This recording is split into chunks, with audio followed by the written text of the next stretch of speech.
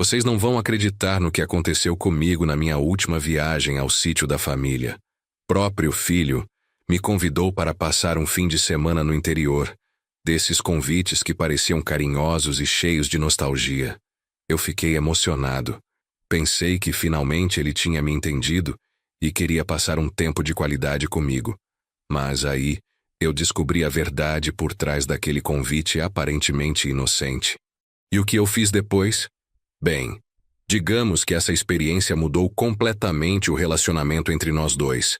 Fiquem até o final porque essa história vai emocionar vocês e mostrar como às vezes as situações mais difíceis revelam quem realmente somos. Se você gosta de histórias como essa, inscreva-se no canal e me conte nos comentários de onde você está assistindo. Meu nome é Roberto, tenho 52 anos e trabalho como contador em São Paulo há mais de 20 anos. Sempre fui um homem dedicado ao trabalho, daqueles que saem cedo de casa e voltam tarde, carregando o peso das responsabilidades nos ombros. Meu casamento havia terminado há 3 anos, e desde então o relacionamento com meu filho Lucas, de 25 anos, estava estremecido. Lucas sempre foi um rapaz diferente de mim. Enquanto eu valorizava a estabilidade e a rotina, ele era aventureiro, impulsivo e crítico com o que chamava de minha vida monótona. Trabalhava com turismo rural e estava sempre viajando pelo interior do Brasil, conhecendo fazendas, sítios e propriedades rurais. Era um trabalho que eu nunca compreendi completamente, mas que parecia fazê-lo feliz. Naquela quinta-feira de março, eu estava em casa organizando algumas contas quando meu telefone tocou. Era Lucas. E sua voz soava diferente, mais calorosa do que o usual. Pai, que tal passarmos um fim de semana juntos? Conheci um sítio incrível aqui no interior de Minas, pertinho de Ouro Preto. O proprietário é um cliente meu e disse que podemos ficar lá. A proposta me surpreendeu. Fazia meses que não conversávamos direito, apenas trocas rápidas de mensagens no WhatsApp sobre assuntos práticos. Você tem certeza, Lucas? Não quero atrapalhar seus planos, respondi, tentando disfarçar a emoção na voz. Claro que tenho, pai. Está na hora de recuperarmos o tempo perdido. Que tal sairmos na sexta bem cedo? Por um momento senti uma felicidade genuína tomando conta do meu peito. Talvez meu filho estivesse finalmente amadurecendo e percebendo a importância da família. Talvez aquela fosse a oportunidade que eu tanto esperava para nos reaproximarmos. Está bem, meu filho. Vou arrumar as coisas e estarei pronto. Naquela noite, mal consegui dormir. Fiquei imaginando como seria nossa viagem, planejando conversas que há muito tempo queria ter com Lucas. Talvez pudéssemos falar sobre o divórcio, sobre como me sentia culpado por ter sido um pai ausente durante a adolescência dele. Ou, quem sabe, ele me contasse sobre seus projetos, seus sonhos, suas namoradas. Acordei às 5 da manhã e comecei a preparar uma mala pequena. Coloquei roupas confortáveis, um casaco para o frio da serra e alguns remédios que uso regularmente para pressão alta. Também separei dinheiro extra, pensando que poderíamos parar em algum restaurante pelo caminho e ter aquelas conversas de pai e filho que vemos nos filmes. Lucas chegou pontualmente às 7 horas dirigindo uma caminhonete emprestada do trabalho. Estava animado, falando sobre a beleza da região onde íamos, sobre as cachoeiras e trilhas que poderíamos conhecer. Pai, você vai amar esse lugar. É bem rústico, sem internet, sem celular pegando direito. Uma oportunidade perfeita para desconectarmos do mundo e nos conectarmos um com o outro. A viagem começou bem. Paramos numa padaria em Barbacena para tomar café, e Lucas estava mais conversador do que havia estado nos últimos anos. Perguntou sobre meu trabalho, sobre como eu estava me sentindo morando sozinho, se tinha conhecido alguém especial. Respondi com sinceridade, contando sobre a solidão que às vezes sentia, sobre como sentia falta de ter alguém para dividir os momentos do dia a dia. Pai, eu sei que às vezes fui duro demais com você, disse ele enquanto dirigia pela estrada serpenteante da serra. Depois que a mamãe e você se separaram, eu fiquei revoltado. Achei que você não lutou o suficiente pela família. Suas palavras me tocaram profundamente. Finalmente estávamos tendo a conversa que eu tanto desejava. O sítio era ainda mais bonito do que Lucas havia descrito. Ficava numa região montanhosa, cercado por mata atlântica preservada, com uma vista deslumbrante do vale. A casa era rústica, feita de pedra e madeira, com uma grande varanda que dava para um jardim cheio de flores e árvores frutíferas. O proprietário, seu Antônio, era um senhor de cabelos brancos e sorriso acolhedor que nos recebeu com café quentinho e broa de milho. Sejam muito bem-vindos. Lucas me falou muito do senhor, seu Roberto. É uma honra tê-los aqui no meu cantinho, disse o velho, apertando minha mão com firmeza. A casa tinha 3 quartos simples, mas confortáveis. Uma cozinha ampla com fogão a lenha e uma sala com lareira. Era exatamente o tipo de lugar que eu imaginava quando pensava em paz e tranquilidade. Lucas parecia conhecer bem a propriedade. Mostrou-me onde ficava o poço artesiano, o galinheiro, a horta orgânica que seu Antônio cultivava com tanto carinho. Pai, que tal depois do almoço irmos conhecer a cachoeira? Fica a uns 2 quilômetros daqui, dentro da mata. É um lugar mágico. Você vai ver.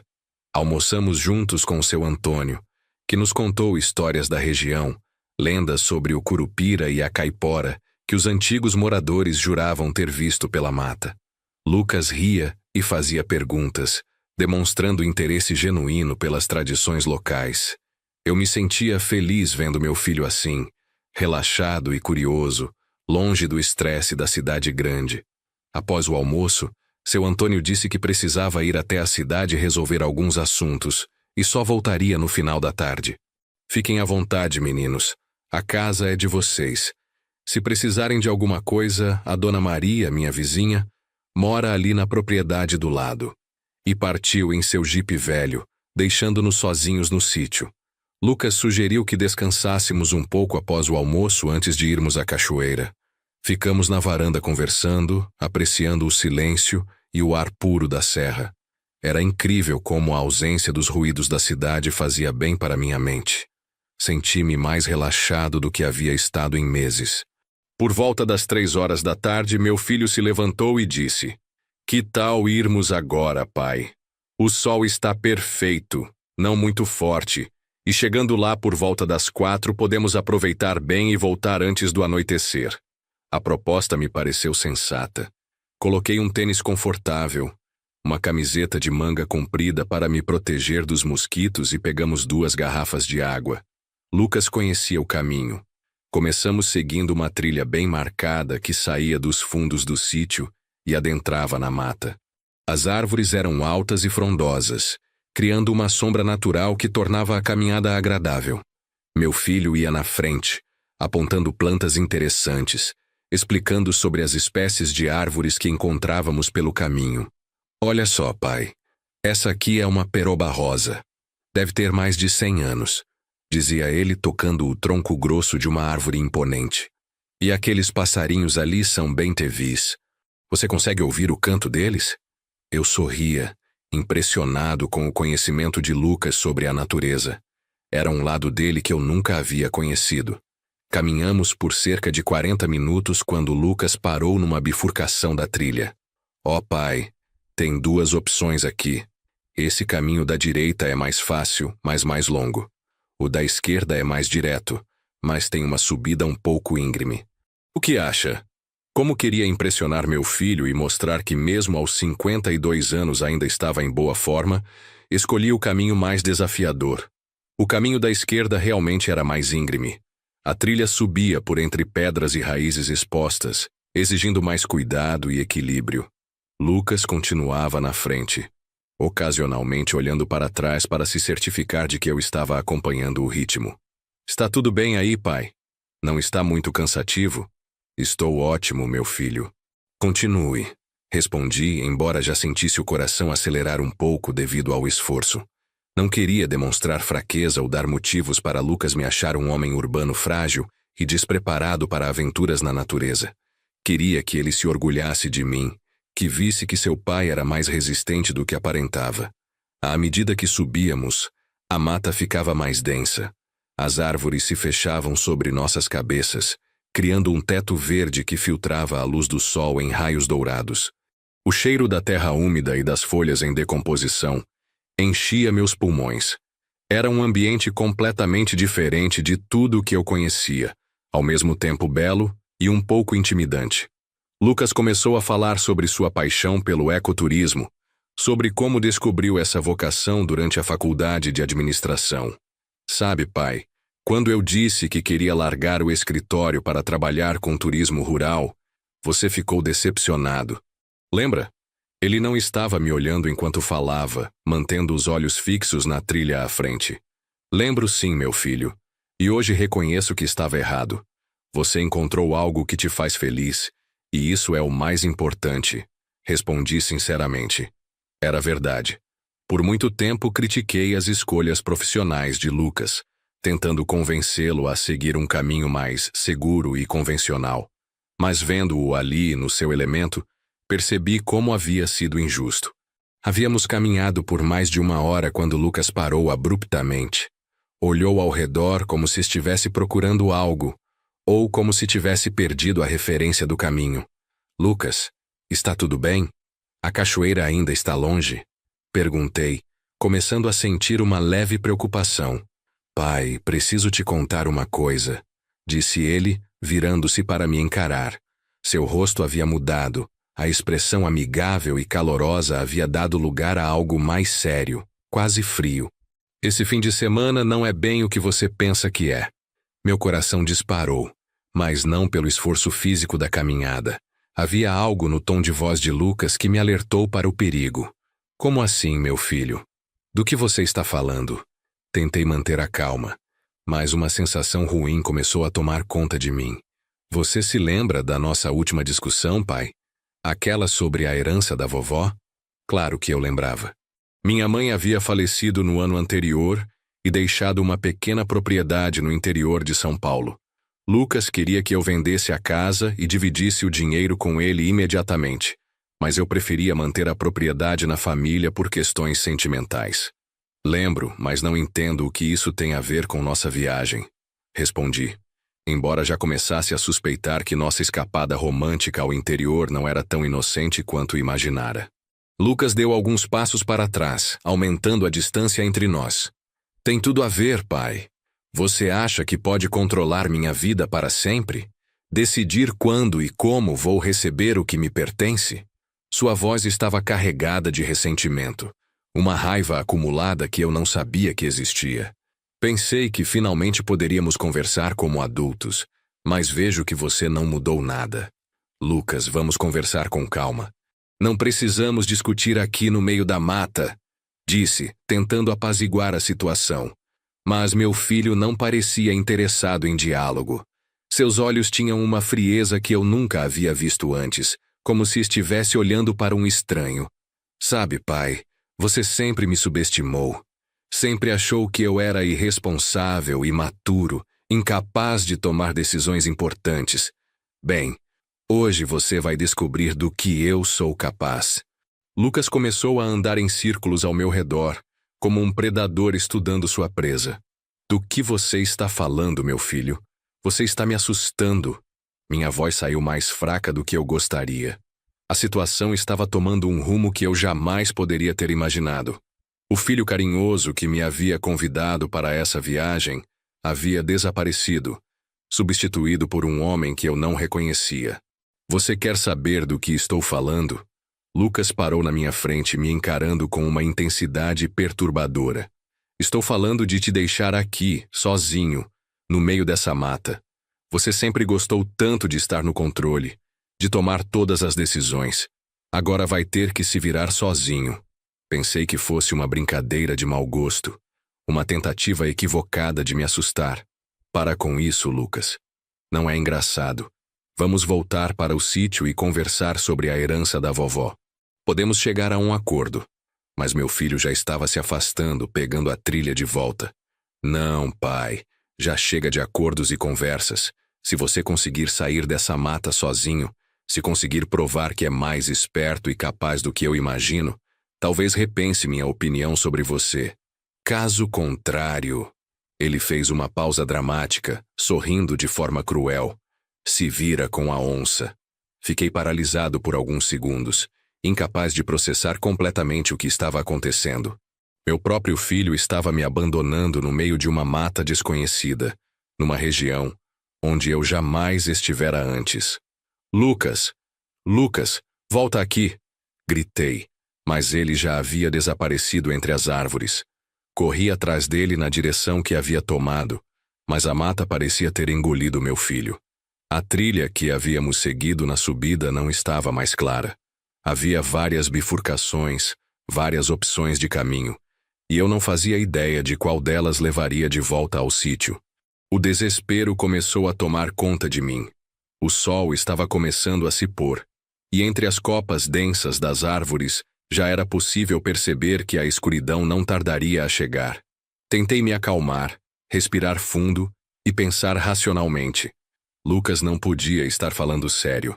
Provavelmente estava escondido em algum lugar próximo, esperando que eu me assustasse para então aparecer rindo da sua brincadeira. Lucas, já chega. A brincadeira não tem graça. Gritei novamente, mas apenas o eco da minha própria voz retornou, misturado aos sons da mata que começava a despertar para a vida noturna. Pássaros noturnos começaram a cantar, e percebi ruídos de pequenos animais se movimentando entre a vegetação rasteira. A realidade da situação começou a se impor sobre mim. Eu estava perdido numa mata desconhecida, sem conhecimento sobre a região, sem equipamentos de sobrevivência, sem forma de comunicação. Meu celular não tinha sinal, e a bateria estava começando a ficar baixa. A noite estava chegando rapidamente, e as temperaturas da serra prometiam ser baixas. Decidi que a melhor estratégia seria ficar onde estava até amanhecer. Procurei um local minimamente protegido, próximo a uma árvore grande que pudesse me oferecer algum abrigo contra o sereno. Juntei algumas folhas secas para fazer uma espécie de cama improvisada e me preparei para a noite mais longa da minha vida. O frio chegou mais rápido do que eu esperava. A camiseta de manga comprida que havia trazido não era suficiente para me proteger das baixas temperaturas da serra. Comecei a tremer e precisei me movimentar constantemente para manter o corpo aquecido. A cada ruído da mata, meu coração disparava. Eu não conseguia identificar se eram apenas pequenos animais ou algo mais perigoso. Por volta da meia-noite, ouvi um som que me gelou o sangue. Era um rugido baixo, gutural, que ecoou pela mata como um aviso ameaçador. Onça. A última palavra que Lucas havia dito antes de me abandonar ganhou um significado aterrorizante. Existiam realmente onças naquela região, e eu estava completamente desprotegido e vulnerável. Peguei um galho grosso que encontrei próximo à árvore onde estava abrigado. Não era muito, mas pelo menos me dava a sensação de ter alguma forma de defesa. Fiquei acordado o resto da noite, atento a cada som, a cada movimento nas sombras ao meu redor.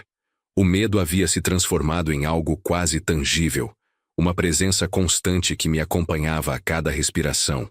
Quando finalmente amanheceu, eu estava exausto, tremendo de frio e com uma sede terrível. Havia bebido toda a água que trouxera na trilha, e agora precisava encontrar uma fonte de água potável. Além disso, meu estômago já começava a reclamar da falta de alimento. Precisava encontrar uma forma de sair daquela mata antes que a situação se tornasse ainda mais crítica. Com a luz do dia, consegui ter uma visão melhor da área onde estava. A mata era densa, mas percebi que havia uma espécie de vale mais abaixo, onde podia ouvir o som de água corrente. Decidi descer naquela direção, esperando encontrar um riacho que pudesse me fornecer água e talvez me guiar para fora da mata. A descida foi complicada. O terreno era irregular, cheio de pedras soltas e raízes que ameaçavam me fazer tropeçar a cada passo. Meus tênis de caminhada, que pareciam adequados na cidade, não ofereciam a aderência necessária para aquele tipo de terreno. Escorreguei várias vezes, ralando as mãos e os joelhos nas pedras ásperas. Quando finalmente cheguei ao fundo do vale, encontrei um riacho de água cristalina correndo entre as pedras. A água estava gelada, mas teve o sabor mais doce que já experimentei na vida. Bebi até não conseguir mais. Encharcei o rosto e a cabeça. tentando revigorar meu corpo castigado pela noite de frio e medo.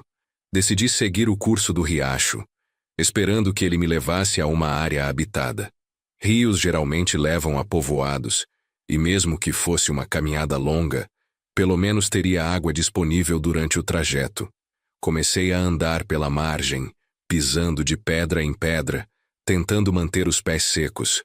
Enquanto caminhava, não conseguia parar de pensar no que Lucas havia feito. Como meu próprio filho chegara àquele ponto de crueldade, onde eu havia errado como pai. As perguntas se multiplicavam em minha mente, misturando-se com a raiva, o medo e uma profunda sensação de traição. Aquele não era o filho que eu conhecia. Ou talvez eu nunca tivesse realmente conhecido Lucas. Depois de seguir o riacho por aproximadamente 3 horas, comecei a notar alguns sinais de atividade humana.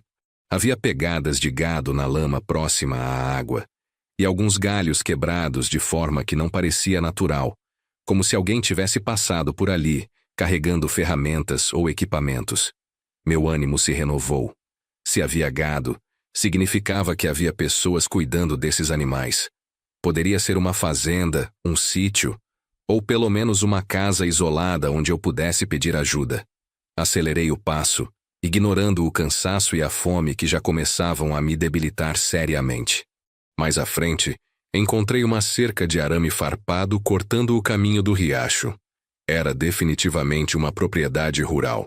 Do outro lado da cerca, pude ver um pasto com algumas cabeças de gado pastando tranquilamente. Nunca pensei que ficaria tão feliz ao ver vacas na vida. Atravessei a cerca com cuidado, tomando cuidado para não me ferir no arame farpado. Minha roupa já estava rasgada em vários lugares devido aos espinhos e galhos que encontrara durante a caminhada pela mata. Devia estar com uma aparência terrível, como um mendigo perdido no meio do mato. Seguindo a cerca, encontrei uma porteira e, mais adiante, uma estrada de terra. Era apenas uma trilha simples, provavelmente usada por tratores e caminhões para transportar gado e equipamentos. Mas para mim representava a volta à civilização. Havia marcas recentes de pneus na terra, o que significava que veículos passavam por ali regularmente. Decidi seguir a estrada na direção que parecia levar para longe da mata. Caminhei por mais de 1 hora quando finalmente avistei uma construção ao longe. Era uma casa simples, de madeira e telhas de barro, com uma pequena horta ao lado e algumas galinhas ciscando no terreiro. Quando me aproximei da casa, um cachorro vira-lata começou a latir, alertando os moradores sobre minha presença. Uma senhora idosa apareceu na porta, me observando com curiosidade e certa desconfiança. Devia ser realmente uma visão perturbadora. Um homem de meia idade, sujo, com roupas rasgadas, aparecendo do nada numa propriedade isolada. Boa tarde, senhora. Peço desculpas por aparecer assim na sua propriedade, mas estou perdido há mais de um dia, disse tentando parecer o mais respeitoso e inofensivo possível. A mulher me estudou por alguns segundos antes de responder. Meu Deus do céu! O que aconteceu com o senhor? Parece que foi atacado por algum bicho, ela exclamou, sua desconfiança dando lugar à preocupação. Entre. Vou preparar um café quentinho e alguma coisa para o senhor comer. Dona Conceição, como se apresentou, era uma viúva de 68 anos que morava sozinha naquele sítio há mais de 20 anos. Preparou um café forte, pão caseiro com manteiga e ovos mexidos, que me souberam como a melhor refeição da minha vida. Enquanto comia, contei minha história, omitindo apenas os detalhes mais constrangedores sobre o comportamento de Lucas. Dona Conceição ouviu minha história com atenção e indignação crescente. Que absurdo! Um filho fazer uma coisa dessas com o próprio pai. Isso não está certo, não, senhor. O senhor vai ficar aqui hoje descansar, e amanhã cedo meu genro vem buscar ração para o gado. Ele pode levar o senhor até a cidade. A oferta da bondosa senhora me emocionou profundamente. Ali estava uma estranha me oferecendo ajuda incondicional, enquanto meu próprio filho havia me abandonado numa mata perigosa. A hospitalidade genuína daquela mulher simples do interior contrastava drasticamente com a crueldade calculada de Lucas. Dona Conceição me emprestou roupas do falecido marido, para que eu pudesse tomar um banho e trocar as vestes rasgadas. A água morna do chuveiro simples foi como um bálsamo para meu corpo dolorido. Enquanto me lavava, observei os machucados e arranhões que cobriam meus braços e pernas, marcas físicas de uma experiência que jamais esqueceria. Durante o jantar, conversamos sobre a vida no interior, sobre as dificuldades e alegrias de morar longe da cidade grande. Dona Conceição contou histórias de sua juventude, de como conheceu o marido numa festa junina e construiu uma vida simples, mas feliz naquele cantinho esquecido do mundo. Sabe, seu Roberto, às vezes os filhos fazem coisas que magoam os pais, mas no fundo eles amam a gente. Talvez seu Lucas esteja passando por alguma fase difícil e não soube como lidar com os problemas, disse ela, tentando me consolar. Eu queria acreditar nessas palavras, mas a frieza nos olhos de meu filho era algo que não conseguia tirar da memória. Naquela noite, deitado numa cama simples, mas limpa e confortável, não consegui dormir imediatamente. Minha mente não parava de processar tudo o que havia acontecido nas últimas 48 horas. O convite aparentemente carinhoso, a viagem esperançosa, a revelação brutal e o abandono cruel. Comecei a repensar todo o meu relacionamento com Lucas desde a infância. Será que eu realmente havia sido um pai tão ruim assim?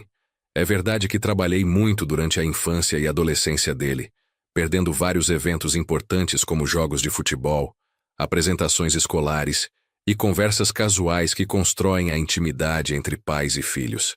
Talvez Lucas tivesse razão em alguns pontos. Talvez eu realmente fosse controlador demais, sempre tentando direcionar suas escolhas profissionais e pessoais de acordo com minha visão de mundo. Mas isso justificava o que ele havia feito? Existe alguma justificativa para abandonar o próprio pai numa mata perigosa? A raiva que sentia era proporcional à dor da traição. Lucas havia planejado tudo cuidadosamente. O convite carinhoso, a conversa reconciliatória durante a viagem, a escolha de um local isolado onde ninguém poderia me ouvir ou me ajudar rapidamente. Havia sido uma armadilha elaborada e cruel. Por outro lado, não podia negar que a experiência havia me ensinado algumas coisas importantes sobre mim mesmo. Descobri que era mais resistente do que imaginava, que podia tomar decisões sob pressão e que a bondade de estranhos ainda existia no mundo. Dona Conceição havia restaurado um pouco da minha fé na humanidade. Na manhã seguinte, o genro de Dona Conceição, João Carlos, chegou cedo com uma caminhonete para buscar a ração. Era um homem jovem, de aproximadamente 30 anos, trabalhador rural que cuidava de algumas propriedades na região. Quando Dona Conceição contou minha história, ele ficou indignado. Esse filho do senhor não presta mesmo, né? Fazer uma covardia dessas com o próprio pai. Se fosse comigo, eu dava uma surra nele que ele não esquecia nunca mais, disse João Carlos, balançando a cabeça em desaprovação. Durante a viagem até a cidade, conversamos sobre família, sobre os valores que pareciam estar se perdendo nas novas gerações. João Carlos tinha 2 filhos pequenos e se preocupava em educá-los com respeito e gratidão pelos pais. Meu pai me ensinou que família é sagrada, seu Roberto. Pode brigar, pode discordar, mas jamais pode abandonar. Chegando à rodoviária, comprei uma passagem para São Paulo e liguei para meu irmão Carlos, contando apenas que havia tido alguns problemas durante a viagem e precisava voltar. Não estava pronto para contar a verdade completa sobre o que Lucas havia feito. Durante as 4 horas de viagem de ônibus, fiquei pensando em como enfrentaria meu filho quando voltasse. Deveria confrontá-lo imediatamente? Deveria fingir que nada havia acontecido? Ou seria melhor cortar completamente os laços familiares? A dor da traição ainda era muito intensa para que eu conseguisse pensar com clareza. Quando cheguei em casa, encontrei várias mensagens de Lucas no meu telefone celular. As primeiras eram irônicas. E aí, pai? Ainda vivo? E conseguiu se virar com a onça? Mas as últimas demonstravam uma crescente preocupação. Pai, onde você está? E estou começando a ficar preocupado. Me liga. Não respondi nenhuma das mensagens. Precisava de tempo para processar tudo o que havia acontecido antes de decidir qual seria minha reação. Tomei um banho longo, comi algo e tentei dormir, mas o sono não vinha. A cada ruído da noite eu me lembrava dos sons aterrorizantes da mata e do rugido da onça que havia ouvido. No dia seguinte, Lucas apareceu na minha porta.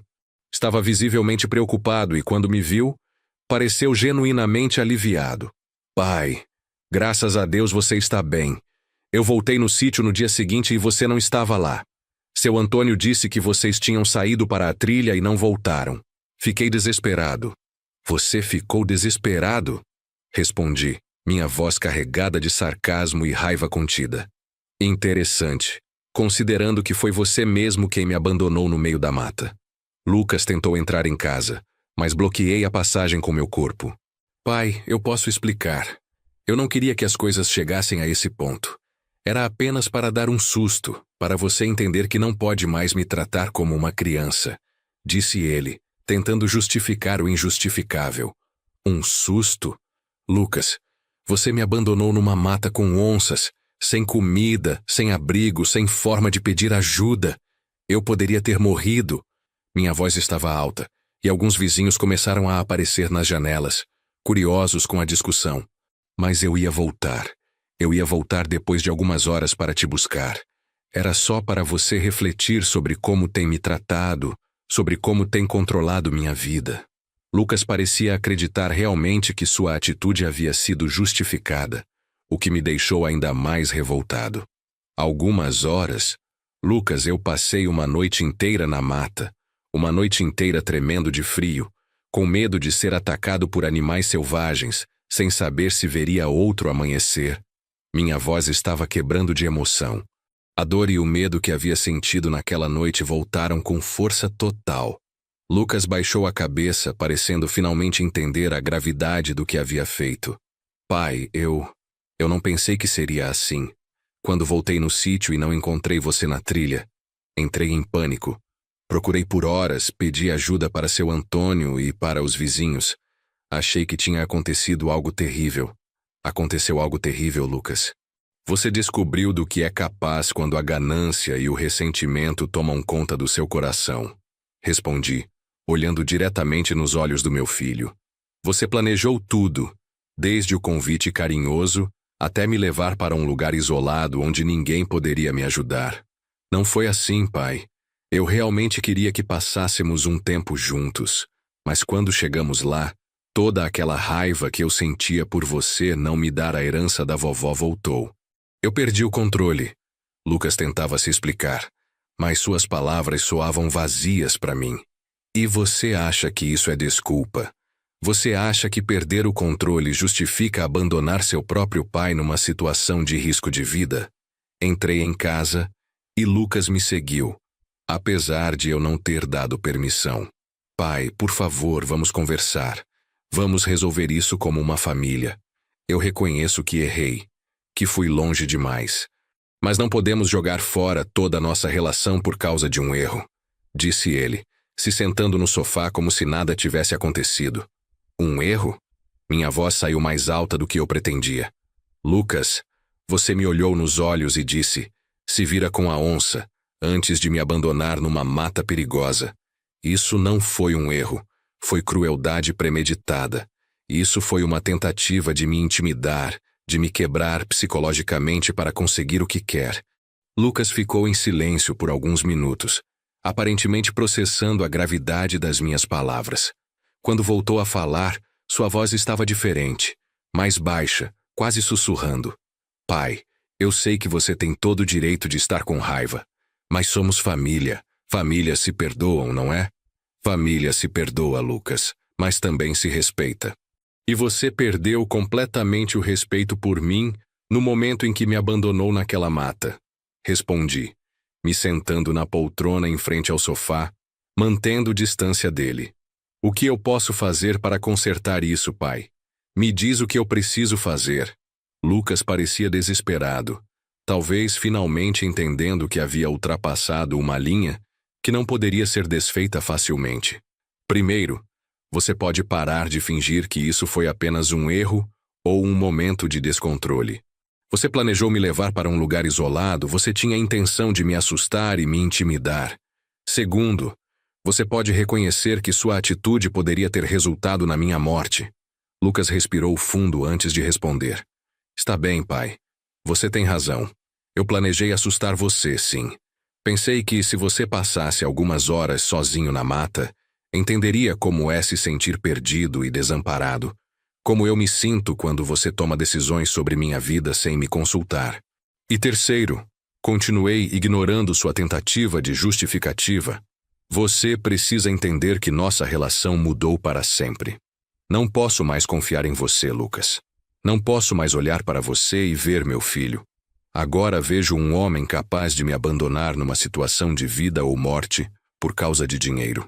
As palavras saíram da minha boca antes que eu pudesse medir seu impacto, mas quando as disse, percebi que eram completamente verdadeiras. Algo havia se quebrado irreparavelmente entre nós durante aquelas horas de abandono na mata. A confiança fundamental que existe entre pai e filho havia sido destruída. Lucas começou a chorar. Lágrimas genuínas rolaram pelo seu rosto, enquanto ele tentava processar o que eu havia dito. Pai, você não pode estar falando sério. Eu sou seu filho. Você é meu pai. Não podemos terminar nossa relação assim. Você deveria ter pensado nisso antes de me abandonar na mata, Lucas. Respondi, tentando manter a frieza na voz, embora por dentro meu coração também estivesse se despedaçando. Ver meu filho chorando me causava dor, mas não era maior do que a dor da traição que eu havia sofrido. Pai, eu implorar o seu perdão. Eu faço qualquer coisa para consertar isso. Qualquer coisa. Lucas se levantou do sofá e se ajoelhou na minha frente. Um gesto que em outras circunstâncias teria me tocado profundamente. A única coisa que você pode fazer é aceitar as consequências das suas escolhas. Você escolheu me tratar como inimigo ao invés de como pai. Escolheu a ganância ao invés do amor familiar. Escolheu a crueldade ao invés do diálogo. Agora precisa viver com essas escolhas. Mas a herança da vovó não vale mais do que nossa família, pai. Você pode ficar com tudo, eu não quero mais nada. Só quero meu pai de volta, disse ele tentando tocar minha mão. Mas eu me afastei. Não é sobre a herança, Lucas. Nunca foi sobre dinheiro. É sobre caráter.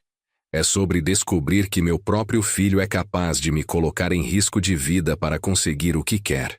Como posso ter certeza de que você não fará algo pior da próxima vez que eu não concordar com você? Lucas parou de chorar e me olhou com uma expressão que misturava desespero e incompreensão.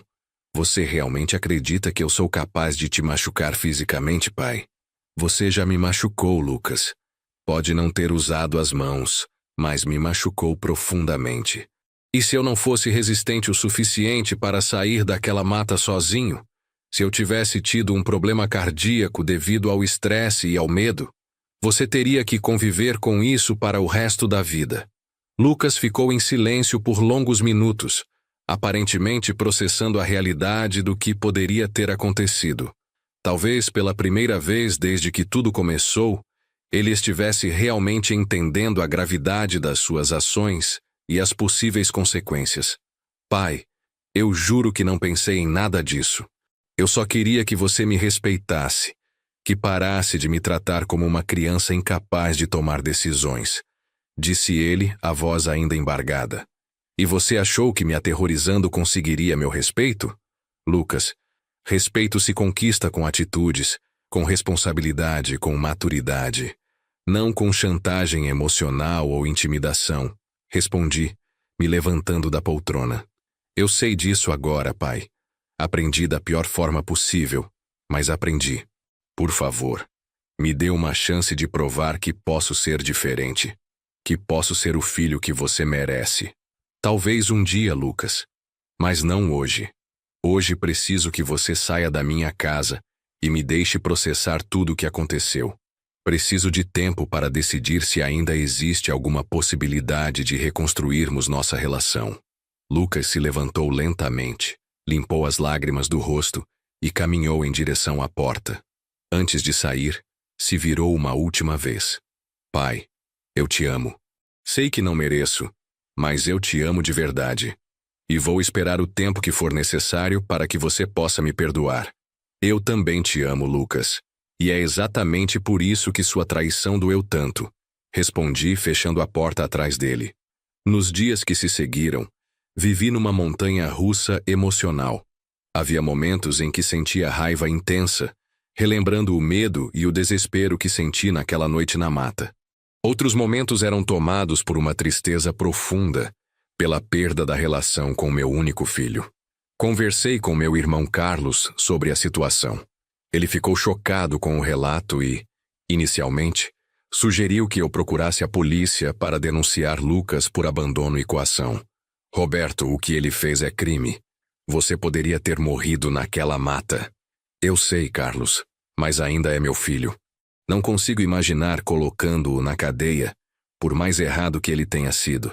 Respondi, percebendo que, apesar de tudo, o amor paternal ainda era mais forte que o desejo de vingança. Voltei ao trabalho tentando manter a normalidade, mas não conseguia me concentrar completamente. Meus colegas notaram que eu estava diferente, mais calado e pensativo. Alguns perguntaram sobre minha viagem ao interior, e eu inventava desculpas vagas sobre problemas familiares. À noite, sozinho em casa, eu repassava mentalmente toda a minha relação com Lucas desde a infância. Será que havia sinais que eu deveria ter percebido? Momentos em que sua personalidade mostrou essa faceta cruel que eu desconhecia completamente? Lembrei-me de episódios da adolescência em que Lucas havia sido excessivamente duro com colegas de escola que o contrariavam. Situações em que sua reação havia sido desproporcional ao problema enfrentado. Talvez eu tivesse minimizado esses comportamentos na época, atribuindo-os à imaturidade típica da idade. 2 semanas depois do nosso confronto, Lucas voltou à minha casa. Dessa vez ele não tentou entrar. Ficou do lado de fora, tocando a campainha insistentemente até que eu atendesse. Quando abri a porta, ele estava segurando uma carta. Pai, eu escrevi uma carta para você. Nela, eu assumo completamente a responsabilidade pelo que fiz e peço seu perdão. Não estou pedindo para você me perdoar agora, mas quero que saiba que entendi a gravidade dos meus atos, disse ele, estendendo o envelope na minha direção. Peguei a carta sem dizer nada. Lucas continuou falando. Também quero que saiba que procurei ajuda psicológica. Comecei terapia para entender por que agi daquela forma, por que deixei a raiva e o ressentimento controlarem minhas ações. Essa informação me surpreendeu positivamente. Talvez houvesse esperança de que Lucas realmente estivesse disposto a mudar, a enfrentar seus demônios internos e se tornar uma pessoa melhor. Pai, eu sei que quebrei sua confiança de uma forma que talvez seja irreparável, mas quero que saiba que vou trabalhar todos os dias para me tornar alguém digno do seu perdão, mesmo que isso leve anos. Ele continuou, a voz firme e mais humilde. Obrigado pela carta, Lucas. Vou lê-la. Respondi simplesmente, ainda não pronto para uma conversa mais longa. Posso te ligar de vez em quando? Só para saber se você está bem? Perguntou ele hesitante. Por enquanto não. Ainda preciso de tempo, respondi. E ele acenou concordando antes de se afastar. Naquela noite, li a carta de Lucas. Era longa, escrita à mão, e demonstrava uma reflexão profunda sobre seus atos e suas motivações. Ele assumia completamente a responsabilidade pelo que havia feito, sem tentar justificar ou minimizar sua crueldade. Na carta, Lucas revelou ressentimentos que eu desconhecia completamente. Falava sobre como se sentiu negligenciado durante a infância, devido ao meu excesso de trabalho, sobre como a separação dos pais o havia afetado mais do que ele jamais havia demonstrado, e sobre como construiu uma raiva silenciosa que cresceu ao longo dos anos. Pai, durante anos eu projetei em você todas as minhas frustrações e inseguranças. Você se tornou o responsável por tudo que estava errado na minha vida, e isso não é justo nem verdadeiro. Sei que você sempre fez o melhor que podia dentro das circunstâncias, escrevi a ele. A parte mais tocante da carta foi quando Lucas descreveu como se sentiu no momento em que me abandonou na mata. Quando te deixei ali sozinho, por alguns segundos senti uma satisfação terrível, como se finalmente estivesse no controle da situação. Mas logo depois, a caminho do sítio, comecei a entender a monstruosidade do que havia feito. Passei a noite inteira sem dormir, imaginando você sozinho, com medo, e me odiando por isso.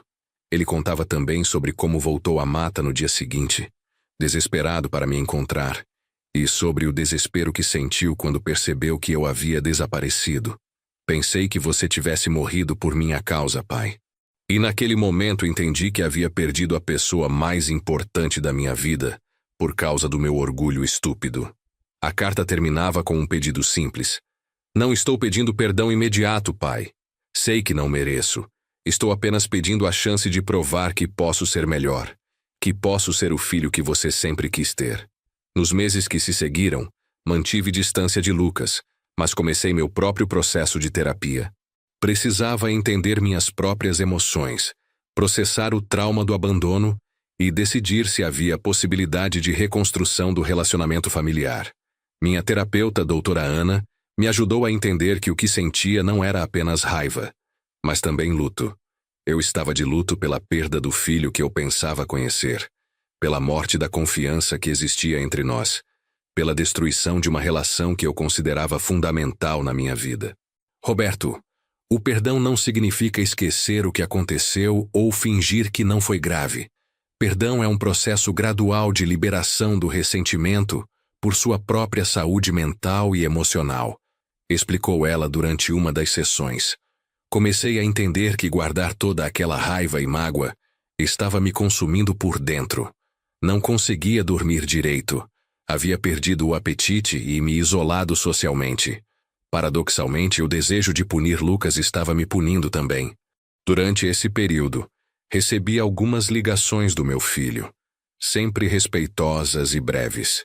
Ele apenas perguntava sobre minha saúde e informava sobre o progresso na terapia. Nunca pressionou por um encontro ou por perdão imediato, o que demonstrava uma maturidade que eu não sabia que ele possuía.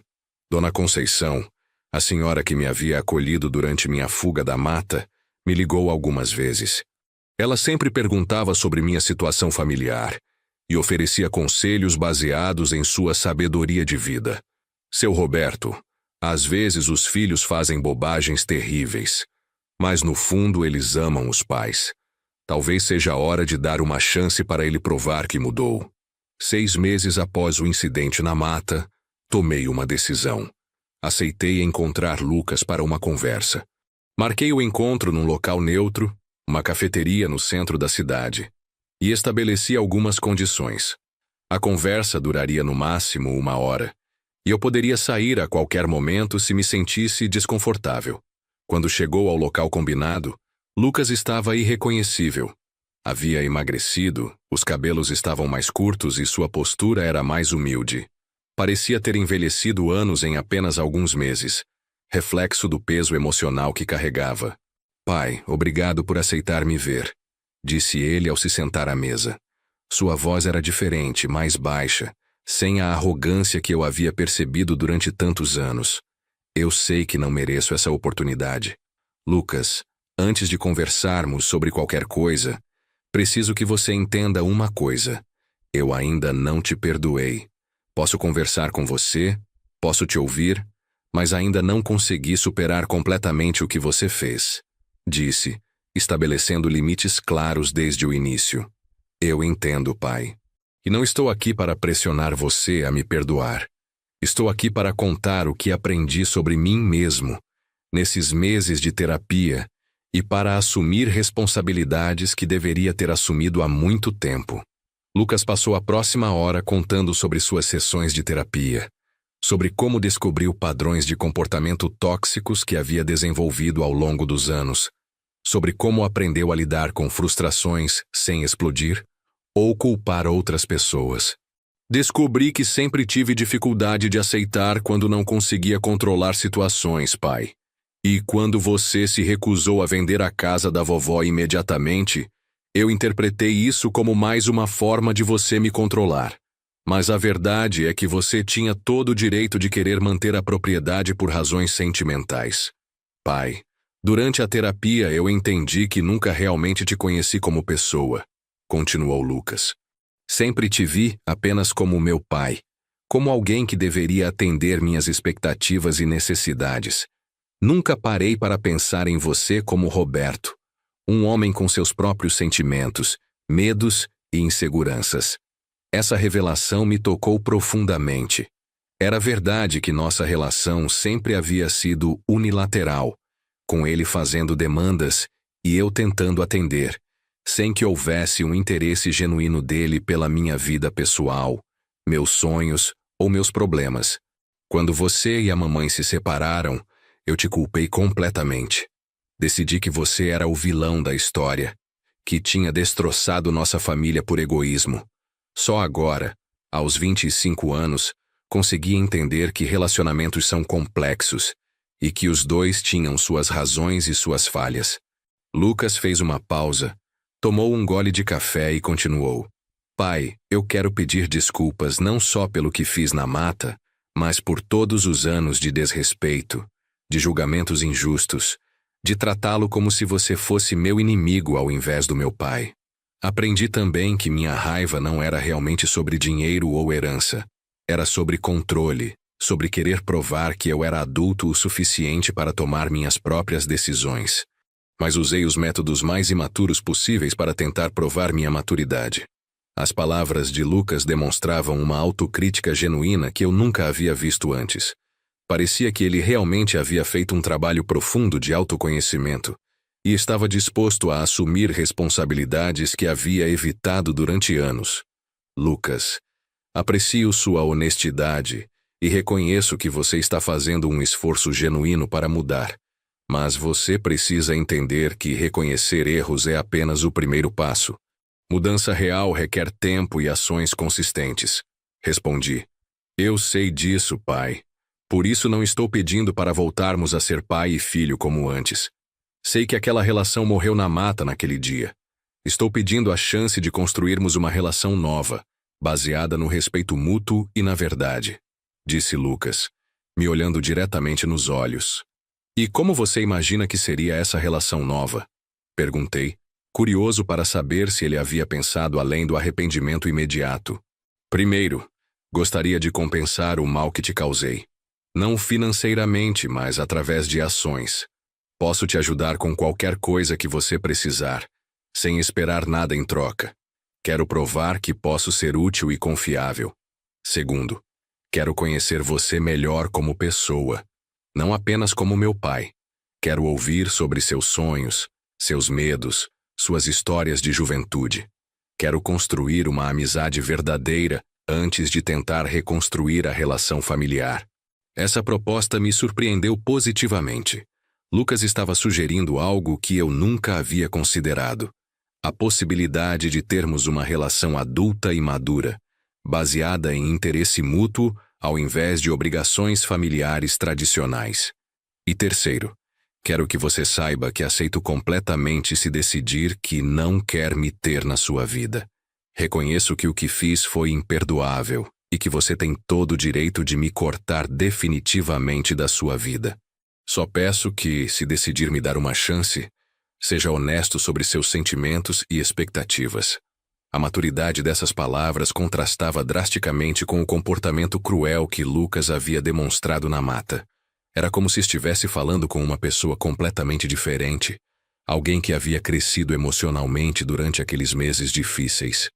Lucas, vou ser honesto com você também. Parte de mim ainda sente raiva e mágoa pelo que você fez. Mas outra parte sente orgulho do homem que você está se tornando através desse processo de mudança. Decidi dar uma chance limitada a Lucas. Estabelecemos que nos encontraríamos uma vez por semana, sempre em locais públicos, para conversas breves. Ele poderia me ligar uma vez durante a semana para saber como eu estava, mas eu me reservava o direito de não atender se não estivesse com disposição. Pai, tem uma coisa que eu gostaria de fazer se você permitir, disse Lucas no final do nosso primeiro encontro oficial. Gostaria de ir com você visitar Dona Conceição, a senhora que te ajudou quando você saiu da mata.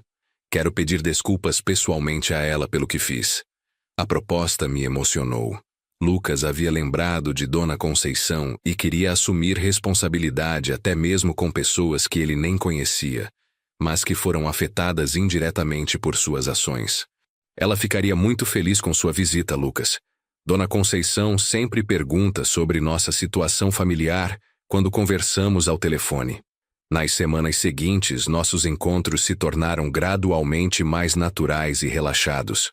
Lucas cumpria rigorosamente todos os combinados.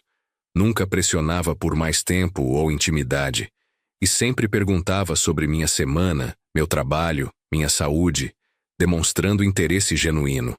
Ele me contava sobre seu progresso na terapia, sobre mudanças que havia feito em sua vida profissional para ser mais ético e responsável, sobre livros que estava lendo sobre relacionamentos familiares e desenvolvimento pessoal.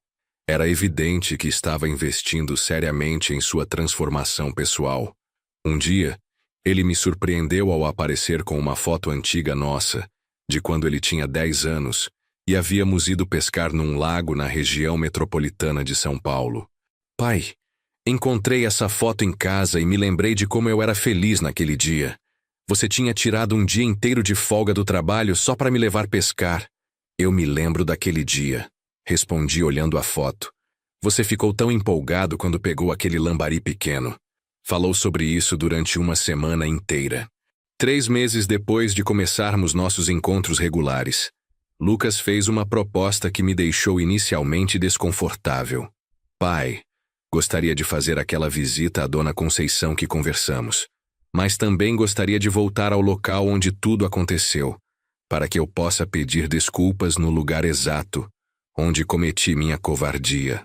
A ideia de voltar àquela mata me causava ansiedade, mas ao mesmo tempo reconhecia que poderia ser importante para o processo de cura de ambos. Lucas, isso não será fácil para mim. Aquele lugar ainda me traz memórias muito dolorosas. Eu entendo, pai. E se você decidir que não quer ir, respeitarei completamente sua decisão. Mas penso que talvez confrontar aquele lugar juntos, em paz, possa ajudar a exorcizar os fantasmas do passado. Após muito pensar, aceitei a proposta. Combinamos que viajaríamos num sábado, visitaríamos Dona Conceição pela manhã, e se eu me sentisse confortável, poderíamos passar pela trilha onde tudo aconteceu. A viagem foi completamente diferente da primeira. Lucas dirigia cuidadosamente, parava sempre que eu queria, perguntava constantemente se eu estava bem. Era atencioso sem ser excessivo, respeitoso sem ser submisso. Dona Conceição nos recebeu com sua hospitalidade característica, preparando um almoço caprichado e contando histórias da região. Quando Lucas se apresentou como meu filho e pediu desculpas pelo que havia feito, ela o abraçou e disse: "Moço, o importante é que vocês estão aqui juntos agora. Família é isso: errar, aprender e se perdoar." Depois do almoço, fomos até a entrada da trilha. Meu coração disparou quando reconheci o local, mas Lucas segurou minha mão e disse: "Pai, só vamos se você quiser, e podemos voltar a qualquer momento." Caminhamos lentamente pela trilha, conversando sobre tudo o que havia acontecido naquele dia fatídico. Quando chegamos ao local aproximado onde Lucas me havia abandonado, ele se ajoelhou e disse: "Pai, aqui neste lugar eu cometi o maior erro da minha vida. Peço perdão a você, à mata, aos animais que testemunharam minha covardia." Naquele momento, algo se quebrou dentro de mim. Todas as defesas que havia construído ao longo dos meses, toda a raiva cuidadosamente guardada, toda a mágoa que carregava nos ombros, simplesmente desapareceram. Comecei a chorar, e pela primeira vez desde o incidente, abracei meu filho verdadeiramente. "Lucas, eu te perdoo. Não porque você merece, mas porque eu preciso. Preciso do meu filho de volta. Preciso da minha família de volta", disse entre lágrimas. Choramos juntos ali na mata, no local exato onde nossa relação havia morrido, e onde estava renascendo de uma forma completamente nova. Era um perdão consciente, maduro, que reconhecia o passado sem negá-lo, mas que escolhia construir um futuro diferente. "Pai, eu prometo que vou passar o resto da minha vida honrando esse perdão. Nunca mais vou decepcionar você, disse Lucas, ainda de joelhos no chão da mata. Levanta, meu filho. Não precisa se ajoelhar para mim. Somos iguais agora. Dois homens adultos construindo uma relação nova baseada no respeito mútuo. Respondi, ajudando-o a se levantar. Voltamos para a casa de Dona Conceição em silêncio. Mas era um silêncio confortável, cheio de paz e possibilidades. Ela nos observou chegando e sorriu. Pelos rostos de vocês, vejo que a mata devolveu mais do que tirou naquele dia. Durante o café da tarde, Lucas contou oficialmente a Dona Conceição sobre seu processo de terapia e mudança pessoal. Ela o ouviu com atenção maternal e, no final, disse: Moço, todo mundo merece uma segunda chance. Mas nem todo mundo tem coragem de fazer por merecer essa chance como você fez. Na viagem de volta, conversamos sobre o futuro. Lucas havia sido promovido no trabalho devido ao seu novo comprometimento e responsabilidade. Estava namorando uma moça chamada Fernanda, que conhecera durante a terapia em grupo. Pela primeira vez em anos, falou sobre seus planos com entusiasmo genuíno, não como desafio ou rebeldia contra minhas opiniões. Pai, quero que você conheça a Fernanda. Ela me ajudou muito durante esse período difícil, me apoiou no processo de mudança sem me julgar pelo que fiz no passado, disse ele. Ficarei feliz em conhecê-la, meu filho. Qualquer pessoa que te faz bem é bem-vinda na minha vida também. Quando chegamos em São Paulo, Lucas me deixou em casa e antes de partir disse: Pai, sei que ainda temos um longo caminho pela frente para reconstruir completamente nossa relação. Mas quero que saiba que hoje foi o dia mais importante da minha vida. Hoje recuperei meu pai. E eu recuperei meu filho, respondi, abraçando-o uma última vez antes de ele partir. Nos meses que se seguiram, nossa relação continuou se fortalecendo. Lucas manteve todas as promessas que havia feito, demonstrando através de ações consistentes que sua mudança era real e permanente. Conheci Fernanda, uma jovem psicóloga que realmente parecia fazer meu filho uma pessoa melhor. Um ano depois do incidente na mata, Lucas me fez um pedido especial. Queria que eu fosse seu padrinho de casamento. Pai, você é o homem mais importante da minha vida, e quero que esteja ao meu lado no dia mais importante. No dia do casamento, enquanto caminhávamos para o altar, Lucas sussurrou: Pai, obrigado por me dar uma segunda chance. Prometo que o filho que você tem hoje é o filho que você sempre mereceu ter.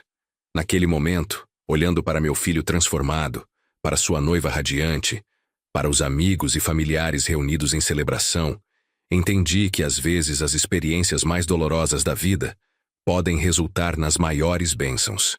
A mata que quase nos separou para sempre havia sido, paradoxalmente, o lugar onde encontramos um relacionamento pai e filho mais verdadeiro e maduro do que jamais havíamos tido. Hoje, 2 anos após aquele fim de semana traumático no interior de Minas Gerais, posso dizer com certeza que perdoar Lucas foi a melhor decisão que já tomei. Não porque ele merecesse perdão, mas porque eu merecia paz. E às vezes, perdoar é o maior presente que damos a nós mesmos. A herança da vovó. Decidimos transformá-la numa casa de campo onde toda a família se reúne nos fins de semana. Lucas e Fernanda cuidam da manutenção, e eu descanso sabendo que aquele lugar que representava discórdia se tornou símbolo de união familiar. E sempre que vamos à casa de campo fazemos questão de passar na propriedade de Dona Conceição, que se tornou uma avó postiça para todos nós. Ela sempre nos recebe com café quentinho e histórias da região, lembrando-nos de que a bondade genuína ainda existe no mundo. A mata continua lá, misteriosa e imponente. Mas agora, quando olho para ela, não vejo mais o lugar do abandono e do medo. Vejo o lugar onde aprendi que o amor verdadeiro às vezes precisa passar pelo vale da sombra da morte para emergir mais forte e autêntico. Esta é minha história. A história de como quase perdi meu filho para sempre, mas acabei ganhando um relacionamento paterno mais rico e significativo do que jamais sonhei ser possível. Às vezes, é preciso se perder completamente para encontrar o caminho de volta para casa. E se você chegou até aqui, obrigado por me acompanhar nesta jornada. Se inscreva no canal, deixe seu like e me conte nos comentários. Você já passou por alguma experiência que, mesmo sendo dolorosa na época, resultou em algo positivo para a sua vida? Lembre-se sempre: família é o tesouro mais precioso que temos. Cuidem bem dos seus, perdoem quando necessário, mas nunca esqueçam de estabelecer limites saudáveis. Um abraço forte e até a próxima história.